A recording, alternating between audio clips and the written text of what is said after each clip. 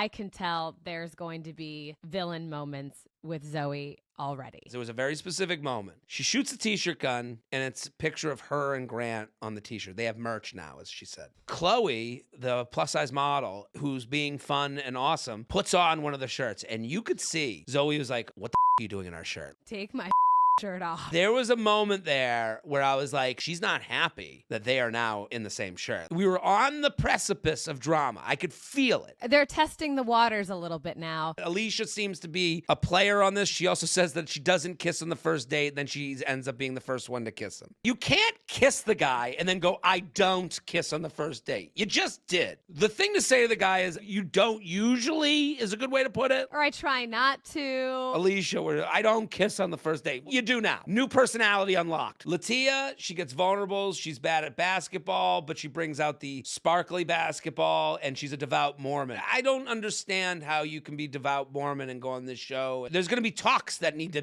be had. It's a little bit like if a guy did this, you'd be like, what's his deal? Because it's a woman, she like comes on, you're like, oh, she wants to find love. It's all in the eyes of romance. Logistically, we're going to have issues here. If a Hasidic woman came on, I'd be like, what's going on? So Alex enters with the llama. The llama then becomes a huge part of the episode. Linda the llama, the no drama llama. People don't know if it's a llama or an alpaca or a donkey. The llama was actually necessary for this episode. The llama having lines. It was fun. It was light. I think if we didn't have the llama, we'd be, is this Grant guy going to talk? We have Serafina walks in with a huge blow up of Grant's face. This was the point where they kept doing all these entrances are so wild. They're so crazy. And I want to be like, she went to Kinko's. This wasn't an all-time wild episode. None of these were beyond going to Party City. The idea that, whoa, these entrances, what the lengths people went to. It's like, no, they went on Amazon and ordered a sign that said Grant on it. Every time someone had a shirt or sash that said Mrs. Ellis, Grant would refer to them as Ms. Ellis. So it is weird that someone is like so into marriage, kids, I want the whole thing, and he's not even able to say Mrs. Ellis. So then Grant walks in the house, he gives his big speech. The big speech, it is so funny to hear him give this big glamorous speech about wanting love and family, and you see these women just looking at him like, the look in their eyes was like, wait, so love isn't sending fire emojis to my Instagram stories? I don't understand. Right, what? It's deeper than that? Grant had a little bit of like, I'm here to save you from this horrific dating scene that you're stuck in. Hearing him talk at the beginning and how many times, like we could have played a drinking game with how many times Grant mentioned wanting to have kids and wanting to have babies. In my head,